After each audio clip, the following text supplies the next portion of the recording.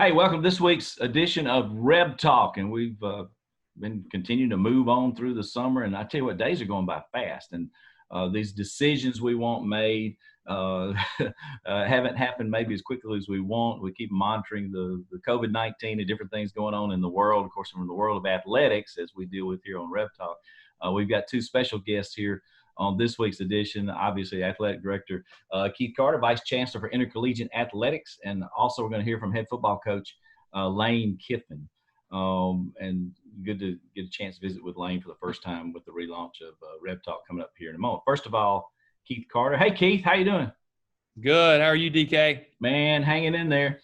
Just moving on down the road, as I mentioned, I was picking at you before we came on about the challenges of being an AD in general, but the special challenges that are going on right now. It might be easier to shoot some threes than a tad pad, right?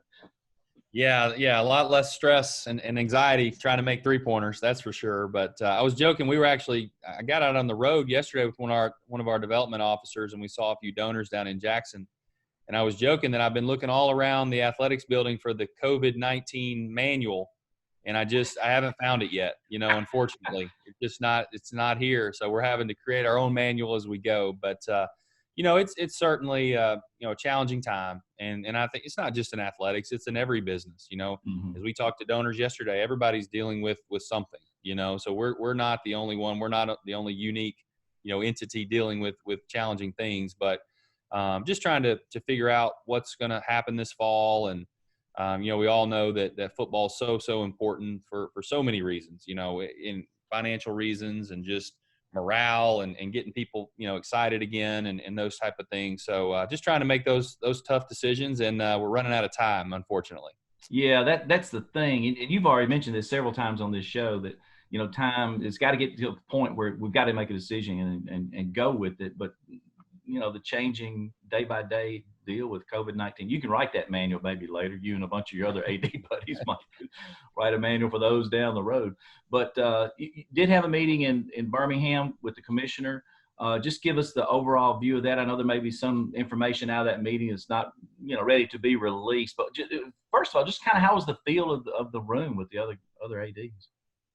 Well, first of all, it was just really good to get back in person, with those guys and gals. Our last in-person meeting was at the SEC basketball tournament in, early March. And that's, when all this happened, when the tournament was canceled and the, NBA player was tested and was positive, and they kind of shut their season down. And, we were in the room that day, and fortunately we were able to make some decisions, together. And, obviously probably have met more over the past 3 or 4 months than we've ever met via Zoom and conference call and those type of things. But it was really good to be back in the room and just talking about, again, some really challenging decisions and things that we've got to do here over the next few weeks. And, I think, obviously you saw last week that the Big Ten and the Pac-12 made decisions that they were going to a conference-only schedule. And, just for clarity, this in-person meeting was scheduled several weeks ago. It wasn't as a reaction to any of that,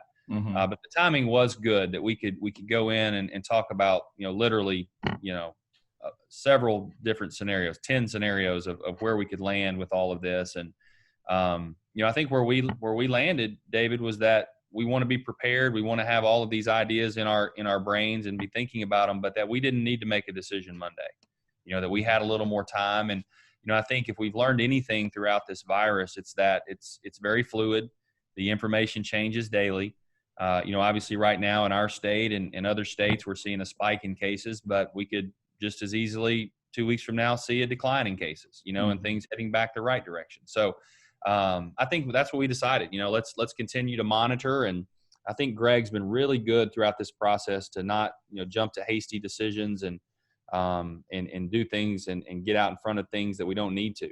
Let's continue to gather information and go from there. So I think toward the end of the month, we'll get back together probably via Zoom and discuss more of what we know and where we need to go. But it was a good day. And again, just being in the room, you just get a feel for people. You feel a lot better about the discussions. And, a lot of times on Zoom, about half the people have their cameras turned on, half the people have their cameras turned off. And, just being able to look at people and see body language and those type of things was really, really good. So talked about a lot of things, but I think late July is when we'll have more decisions.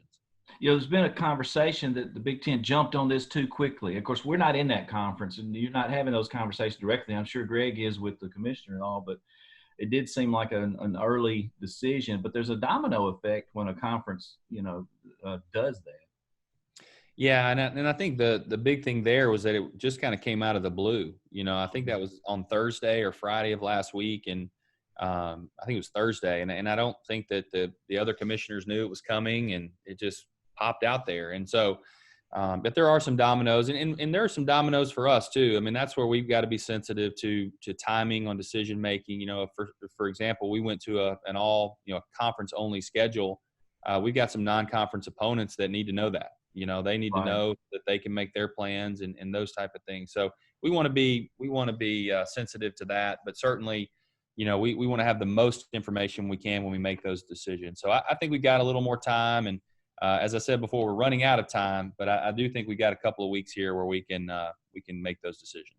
Well, I think too, the narrative was that with them making that early decision, that must be what everybody's doing. They just went first. And I think we found out that that's not the case to this point. Well, I think Greg was very clear that, hey, we're the SEC. We will make decisions that are best for us on the timing that is best for us.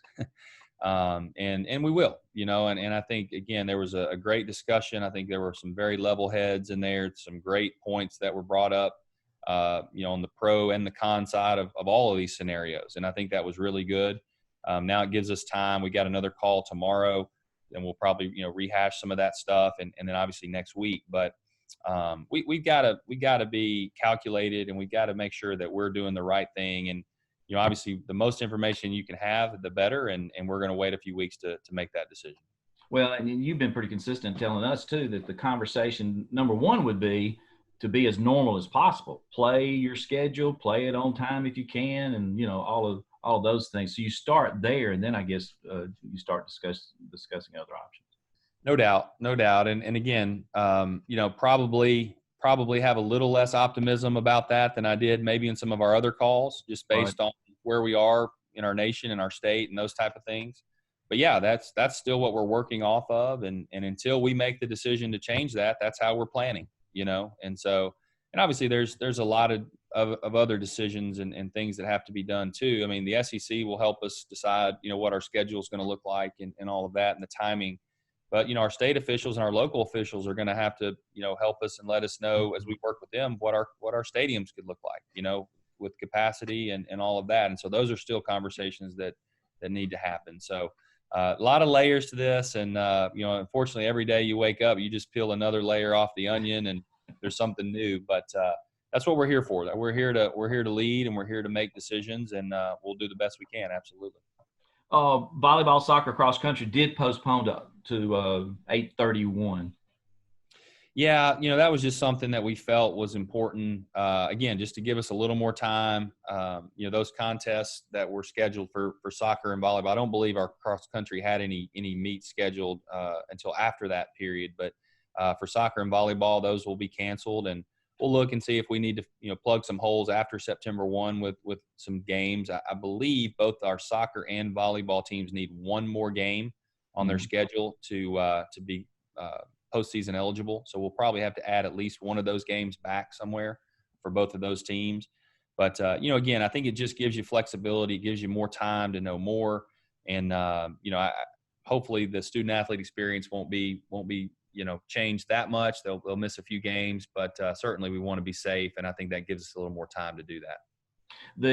We're very sensitive to what happens in our state from a high school standpoint, junior college standpoint. High schools have elected to basically cancel the first 2 weeks, not make those games up and then start, but they seem very optimistic about doing that. So that was kind of an interesting move within the state of Mississippi. I think North Carolina did the same thing, maybe some other states too.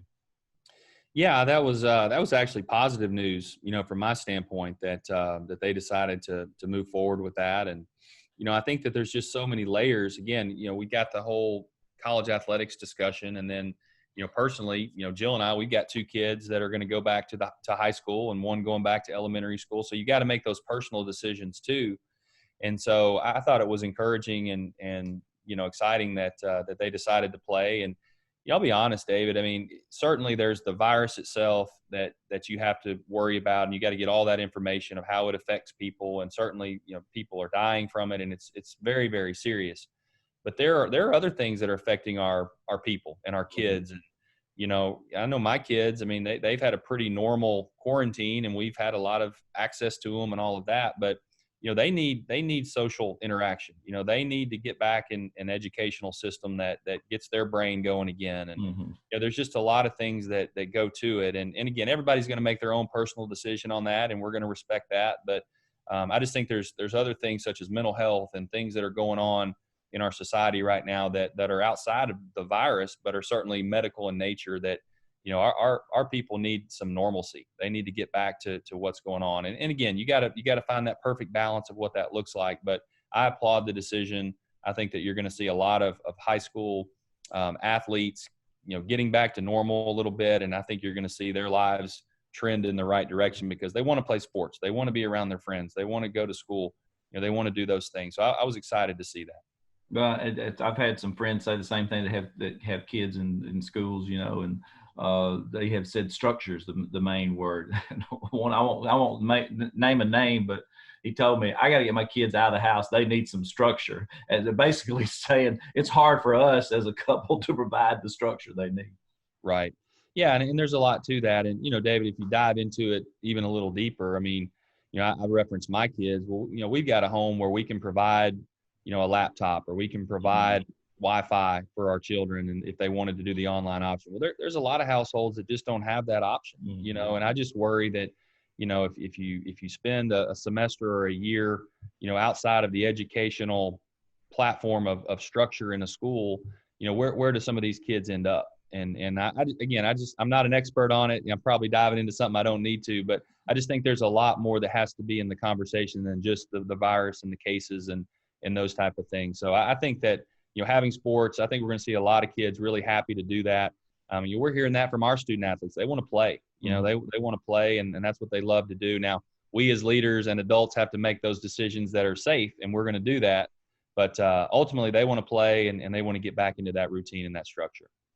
Keith, this athletic department, I've noticed it through the years, even before your time, maybe even back as far as when you were a player, and maybe sometimes better than others, but the conversation with administration and players has always been good. Now we've expanded, got a huge athletic department where we have really specific issues that people deal with and all. But just give us an overall thought about conversations with players, not just football players, but all of our student athletes. I know that that's a key piece of this right now, right?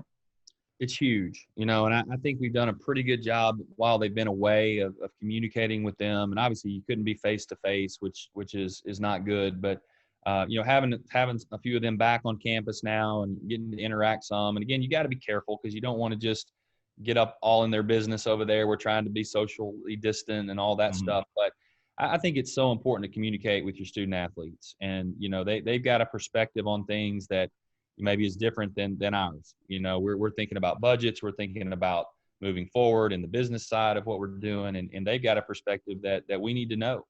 And our SAC group is fantastic, our student athlete leadership group, which is basically 2 or 3 players off of every team that comprise this leadership group. Jennifer Saxon does a tremendous job with them, and I've met with them 2 or 3 times over the quarantine via Zoom, and they always have great ideas and great things to think about. So I hope they know that we're supporting them. I think they do. But I think it's always important to get in front of them and let them know that you care, that you're paying attention, and that you're fighting for them. I was texting with a football player yesterday, asking him how workouts were going. We started on Tuesday back with countable hours. And he was like, it was good. Guys are working hard. We made a lot of mistakes we got to clean up on. And, I said, I know you will. And I just told him, hey, we're fighting for you. We're fighting for the season. We know you guys want to play, and we're trying to make it happen. And he was like, I really appreciate that. So you got to continue to do that. But that's why we're here. And I think sometimes we lose sight of that. We're here for them. We work for them, and we want to make their experience the best it can be, give them the resources that they deserve. And, hopefully we can do that and get back to some sense of normalcy here before long. Yeah, no doubt. And you mentioned the financial piece, and we've talked about that before. And I want to go back to your Birmingham meeting a little bit. Was there a general sense in the room that there's the financial aspect is going to have to be a big part of whatever decision comes to be. Well, I think you can get in trouble in some ways, talking about the finances, because people are like, you just want to come back and play because you need the money. Well, that's true. I mean, that is true. I mean, we Yeah. need the money. We're certainly not going to do something that's going to put our student athletes in jeopardy or our coaches, in harm's way. But the bottom line is it's a conversation that involves both. You got to do this in a safe manner, but you also have to figure out a way to fund what we do. I mean, we talk about giving student athletes opportunities and resources. Well, that involves the financial piece. It involves giving them a scholarship that costs money, and doing the resources with nutrition and facilities and a lot of the things that they need to be successful. So it's a conversation where you're literally having parallel tracks on, we got to do this safely, but we got to figure out a way to do it where we can meet the financial needs of our department. And so that's where football is so important. And you talk about, the fans in the stands, and, can you get 50% in? I hope we can. I don't know if we can. I think if we can, I think we'll be okay. If we start getting below 50%, then we've got some things to work through. So again, I think that it's, you look at some of the national writers that say, we're just trying to push because we need the money. Well, there's some truth to that, but it's not coming from a place that like that money's going in a reserve fund that, we're going to spend on frivolous things. We need that money to run our departments. And so, there was a sentiment in the room that, hey, we've got to figure out both sides of this equation, because obviously we need to have the funds to run our departments. Consistently, though, Keith, and I'll let you go, consistently in our athletic department, I know it happens, but from a general standpoint, the SEC, it just seems like the players are priority number one, as they should be. We talked, literally, we were there for about 8.5 hours, and the word student athlete just kept coming up. Like we don't need to do anything to put our student athletes in harm's way. It continues to pop up, and certainly that's how we feel here. I think if you go back to the beginning of the pandemic and look at the things we've done to support our students, we've shown that, and it'll always come back to that. And at the end of the day, if we decide 2 weeks from now that it's not safe to play, then we won't play. That's where it will happen. But at the same time, we're trying again to find that perfect balance of doing it in the safest way we possibly can. Knowing that there's still going to be some cases and there's still going to be some quarantine and all of that. But student athletes and their experience is what we're going to start with and what we're going to end with at the end of the day. And we take pride in that here at Ole Miss, and I think the SEC does too. All right, before I let you go, one last thing. The morale of your staff, just in general, these are new challenges, different things they have to deal with. Just how's it going within the immediate administration? I think there's some ups and downs, to be candid. I think that we have some good days, and again, we kind of get back to center on why we're here, and that's to support student athletes and our coaches and those type of things. But then there's some hard days too. When you have conversations about pay cuts and operational cuts, and it's been hard too, just not being able to be in the same room to have conversations. We're actually going to have our executive staff meeting this afternoon in person. And so we're going to get in a big room and put our masks on and have our conversation in person for the first time since March. Oh, wow. And so that'll be good. But yeah, I mean, it's hard, and again, we're not unique. I mean, people are dealing with this in all industries of what they're going to do and what it looks like, but people are continuing to work. I applaud our staff. They've worked tremendously, hard, probably harder in the past 4 months than we have ever, just spending time on things and you're working through budgets and making sure we're taking care of people and those type of things. So really happy and proud of our staff. But, again, to be honest, it's been hard. There's been some ups and downs, and I think everybody's just ready to know where we're going, whether that's a good thing or a bad thing, to put our foot on base and say, we're either playing or we're not, or we're playing 8 games or 10 games. And that way you can at least work toward that. So we'll keep working, we'll keep motivating and leading, and we know that there's better times ahead. Well, and that's the same thing you're getting from the fans too. I know, we want to know, but sometimes patience is more important. No doubt. I think getting it right is better than getting it done quick, and I just think that, the more information we have, it's going to be better. And we'll let folks know as soon as we know. All right, coming up next, we have Lane Kiffin. I've been letting you talk about the other guests when you've been on this show from week to week. Head football coach coming up. It's good to have all those guys back on campus, and I know they're excited that they actually can get on the field with the players a little bit right now. Yeah, and I think especially for our staff, a new staff, miss all of spring practice and basically in quarantine for several months. And of course, they had the same opportunities we all did with Zoom, and they certainly took advantage of those with the team. But I think being back on the field with them is their happy place. They're happy to be there. And I talked to Coach yesterday, and he just said, it's just great to be out there with them. And I couldn't be more excited about Lane. And I think he's going to do a tremendous job for us. And we just got to get him and the staff and all of us in a place where we're actually playing. We got to. That's the thing I think with Coach Kiffin is he's a football guy. He wants to be out there with his team, and you could tell there was a little bit of a spark in his voice yesterday. As I talked to him, because he's been out there with the guys. So I know you'll have a good visit with him, and look for a long run of a lot of football wins with Coach Kiffin. No doubt. Hey, thank you, Keith. We sure appreciate you. All right, thanks, DK. All right, coming up next, we do have Lane Kiffin for a couple of segments on RebTalk.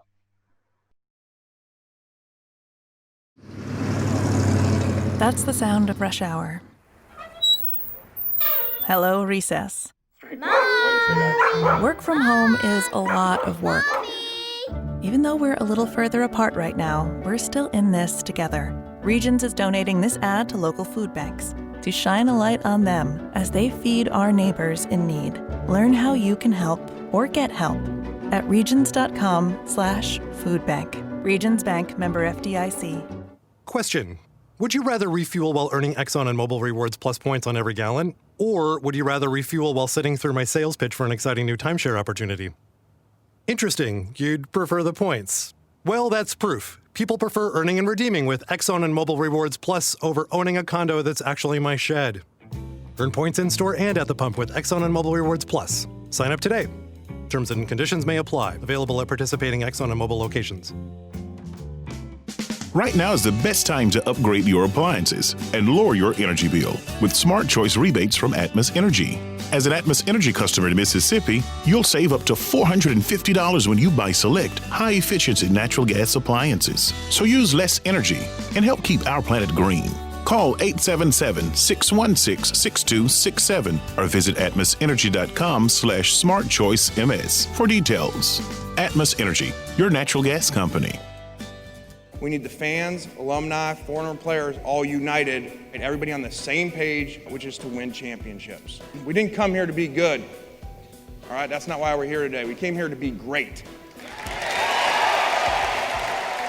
Hey Rebel Nation, this is head football coach Lane Kiffin. Let's lock the bot Saturdays this fall. Become a season ticket holder today. Visit OleMissTix.com. That's OleMissTix.com. Hotty toddy. Having the right equipment is critical for any successful farm operation, and we can help with that. Your focus is maximizing production. Our focus is trust and loyalty. I'm Bobby Spinks with Mississippi Land Bank. If you make your living on the farm, this is your place.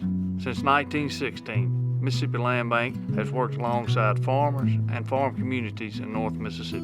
Whatever equipment upgrades you need, this is your place.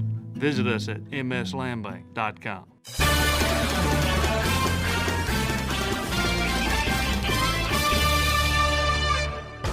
Hotty toddy Ole Miss.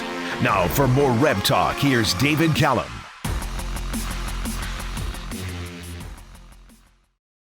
And hey, welcome back to RebTalk. David Callum again with you. Had a nice visit with Athletic Director Keith Carter, and now looking forward to visit with our head football coach Lane Kiffin.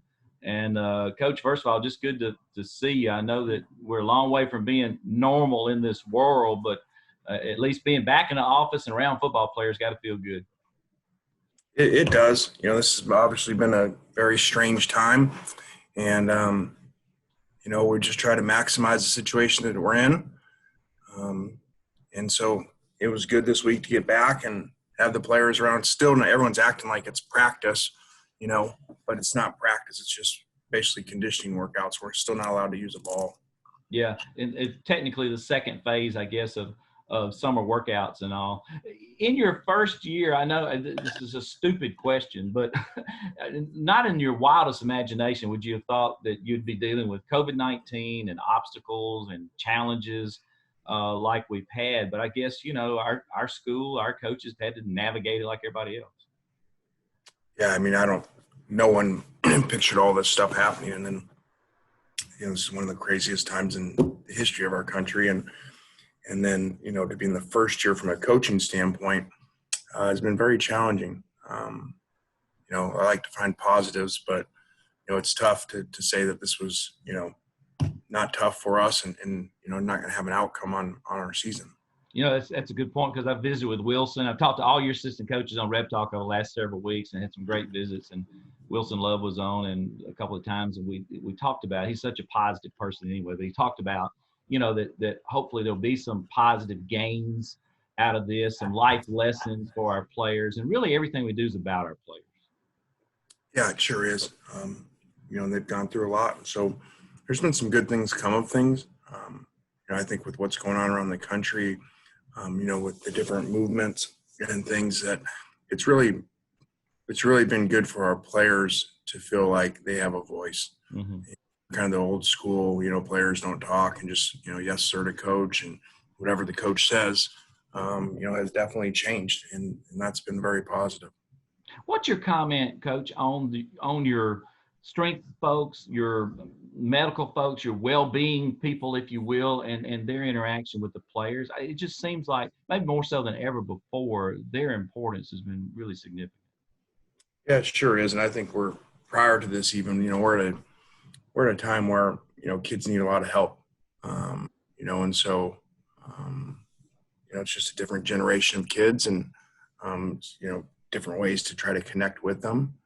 And you got to be creative at times, because I think a lot of times, in my opinion, the attention span of kids is not what it used to be. Yeah. We thought ours was longer. I don't know if it was or not, but we at least thought that, that's for sure. Yeah, I just think the phones and, the access to everything and right here, and people just, moving all over the place, that I just think it's created a lot of different ways of having to think to teach kids and to keep their attention. We talked about the second workout phase and the players. Let me ask you this. What was their reaction to actually see you guys, on the field and get a sense of, hey, here we go?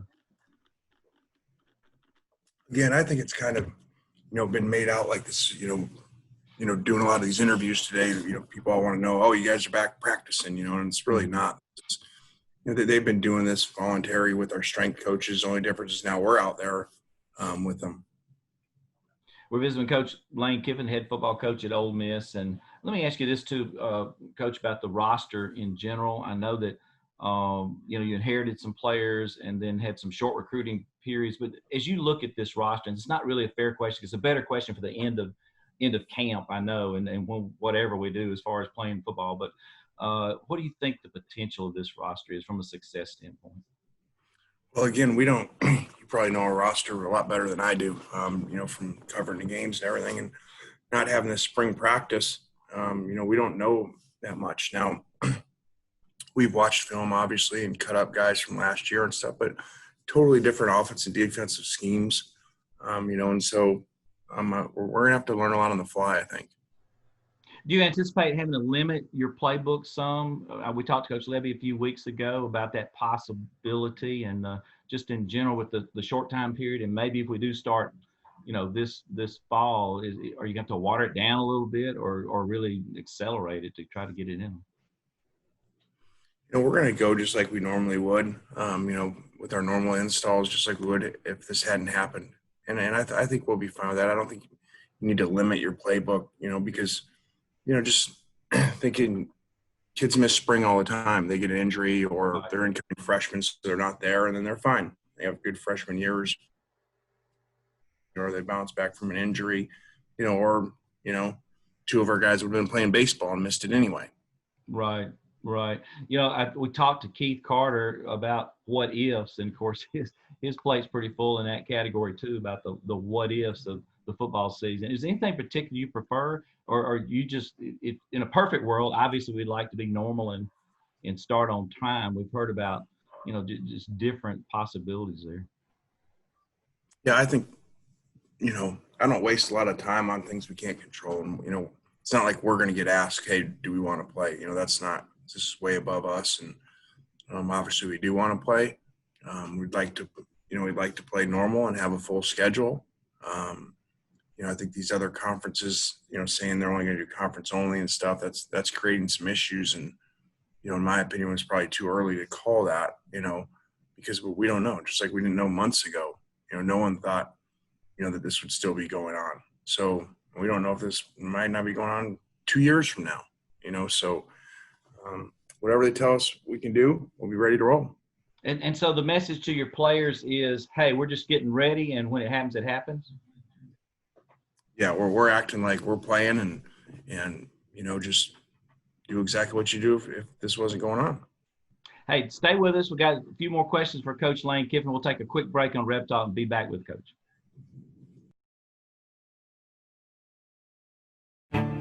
In sports, success is measured in the number of points scored, in games won, and in championships earned. At Shelter Insurance, we measure success in the quality of our products and services, in how we support our communities, in being there when you need us most. In fact, 9 out of 10 people surveyed with a claim would recommend Shelter to a friend. To find out how Shelter can be there for you, visit shelterinsurance.com. We're your shield, we're your shelter. Hi, this is Gant Boone with Oxford University Bank. You've heard about our Kasasa Cash checking account paying 2.5% interest on balances up to $50,000. That interest could, depending on your balance, pay for an unlimited cell phone plan for you and one other, or pay for 2 gas fill-ups per month for an average-sized gas tank, or maybe a nice meal on the square is what you desire. Regardless, this is real money we will give you for doing 3 things you are probably already doing. So stop in today or visit us online at liveoxfordbankoxford.com. Oxford University Bank, member FDIC. Percentage rate quoted as annual percentage yield. Hey Rebel Nation, this is head football coach Lane Kiffin. Let's lock the Vot Saturdays this fall. Become a season ticket holder today. Visit OleMissTix.com. That's OleMissTix.com. Hotty toddy. For over 50 years, Mississippi Asthma and Allergies board-certified team of allergists have treated patients in Mississippi by identifying triggers that cause patients trouble and creating personalized treatment plans. Now with offices in Jackson, Ridgeland, Meridian, d'Iberville, and Oxford, it's like we're right next door when you need us. Treating adults, infants, teens, and Ole Miss students. Find the Mississippi Asthma and Allergy Clinic near you at msaac.com. Mississippi Asthma and Allergy, helping Mississippi live life to the fullest. That's the sound of rush hour. Hello, recess. Mom! Work from home is a lot of work. Even though we're a little further apart right now, we're still in this together. Regions is donating this ad to local food banks to shine a light on them as they feed our neighbors in need. Learn how you can help or get help at regions.com/foodbank. Regions Bank, member FDIC. As we navigate the COVID-19 crisis, O'Reilly Auto Parts is dedicated to serving you. We've been deemed an essential business, so our doors will stay open. We encourage you to buy online, then pick up curbside. Together, we're committed to getting through this.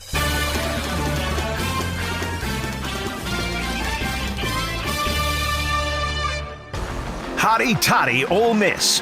Now for more Reb Talk, here's David Callum.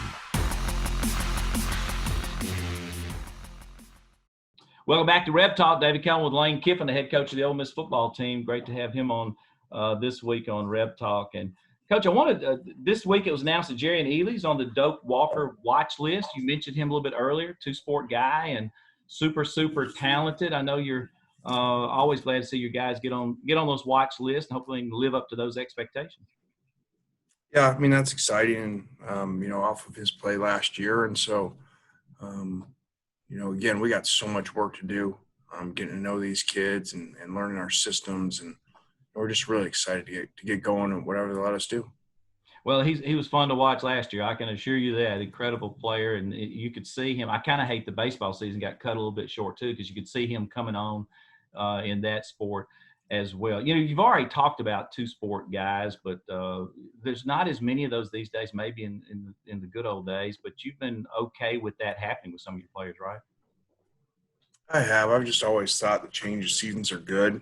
I think even dealing with your own children, I think it's good. You know, like we used to always play 3 sports. And so I think kids nowadays are, you know, parents have them locked into one so much and trying to overtrain them and all that. So I enjoy the guys, you know, and, you know, it's more time to be competitive instead of just sitting around lifting weights. Tell us about Navy transfer, Jake Springer, that was announced this past week too. He'll be eligible next year, I understand. We don't know that yet. You know, there's, you know, the NCAA, as you're seeing around the country, you know, guys with waivers. And so you don't know in advance, you know, when you sign these kids. So we won't know that for sure. Well, we're looking forward to seeing you. The recruiting has changed so much. It's going to be interesting to see how the portal continues and whatever. You know, I mentioned that I got a chance to talk with your entire staff and meeting them. And I've been doing this a long time. And I've talked to a lot of football coaches. But I just wanted to tell you that it sure seems like you've assembled just an incredible group of people. I mean, person after person after person I've talked to have just been super football people, super individuals. Do you feel some, even though you really haven't started and y'all have gone to war together, but don't you feel some confirmation in who you've hired to surround you? I do. I think it's a very good staff, and I really like how it came together, people from all different areas and age groups, and, you know, just excited to be around these guys and for our kids to be coached these guys and to watch these guys recruit as well.